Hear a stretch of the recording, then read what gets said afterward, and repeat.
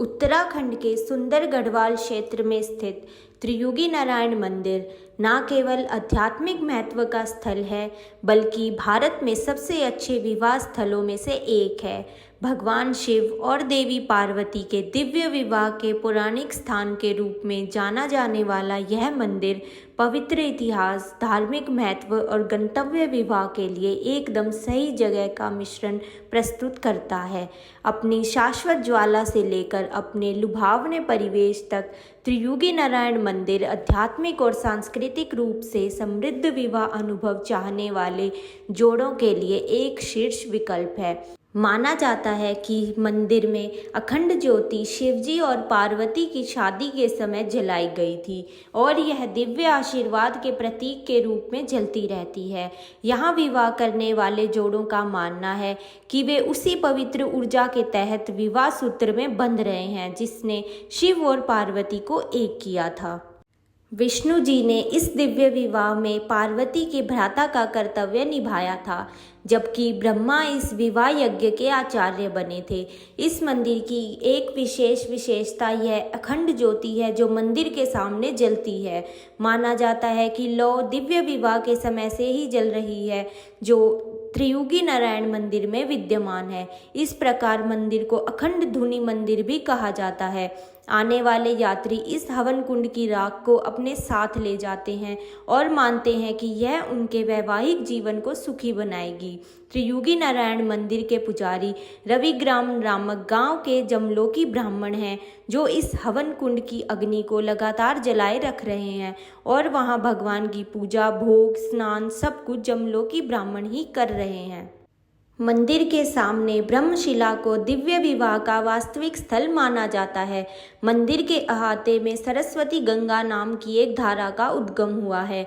यहीं से पास के सारे पवित्र सरोवर भरते हैं। सरोवरों के नाम रुद्रकुंड, विष्णुकुंड, ब्रह्मकुंड व सरस्वती कुंड हैं। रुद्रकुंड में स्नान, विष्णु कुंड में मार्जन, ब्रह्म कुंड में आचमन और सरस्वती कुंड में तर्पण किया जाता है। भगवान भोलेनाथ और पार्वती माता का विवाह संभवतः 18,415 साल पूर्व इस मंदिर में त्रेता युग में हुआ था। उत्तराखंड सरकार ने जलती हुई जोत की कार्बन डेटिंग निकाली तो असली वर्ष का पता लग सका। त्रेता युग आज से 17,900 वर्ष पूर्व खत्म हुआ था। इसीलिए यह तीर्थ स्थल किसी भी रूप में 17,900 वर्ष से भी पुराना है। संभवतः पूरी दुनिया में इससे पुराना धार्मिक स्थल कोई और नहीं है। त्रियुगी नारायण मंदिर जाने का सबसे अच्छा समय अप्रैल से नवंबर के बीच है, जब मौसम सुहावना होता है और मंदिर तक पहुंचना सबसे आसान होता है। मॉनसून की बारिश और सर्दियों में बर्फबारी यात्रा को मुश्किल बना सकती है, इसीलिए इन मौसमों से बचना उचित है। अगर आप यहां शादी की योजना बना रहे हैं तो सबसे अनुकूल परिस्थितियों के लिए गर्मियों या शुरुआती शरद ऋतु के दौरान बुकिंग करने पर विचार करें। उत्तराखंड के रुद्रप्रयाग में स्थित यह मंदिर डेस्टिनेशन वेडिंग के लिए बहुत ही पॉपुलर हो चुका है। उत्तराखंड सरकार ने साल 2018 में त्रियुगी नारायण मंदिर को डेस्टिनेशन वेडिंग स्थल के रूप में शुरू किया था। इसके पीछे केवल एक ही उद्देश्य रहा था, यहाँ दूर दूर से लोग मंदिर में शादी करने के लिए ज़रूर आएं। इस तरह यहाँ रह रहे लोग का रोजगार भी मिलता है और क्षेत्र का पर्यटन भी बढ़ता है।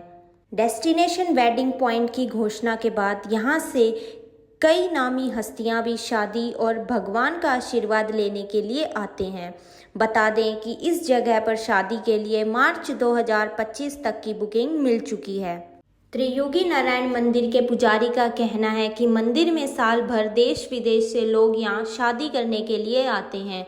मंदिर में शादी करने के लिए 1100 रुपये से रजिस्ट्रेशन करवाना पड़ता है। इसके लिए जिन जोड़ों को विवाह करवाना है उनके माता पिता का सहमत होना ज़रूरी है। इसके साथ ही दूल्हा दुल्हन का आधार कार्ड और फ़ोन नंबर भी मंदिर समिति के पास रजिस्टर्ड करवाना पड़ता है।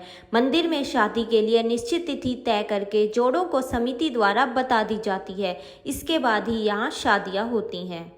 अगर आप भी त्रियुगी नारायण मंदिर में डेस्टिनेशन वेडिंग का प्लान बना रहे हैं तो आपको पुरोहित समाज के ऑफिस में रजिस्ट्रेशन करवाना होगा।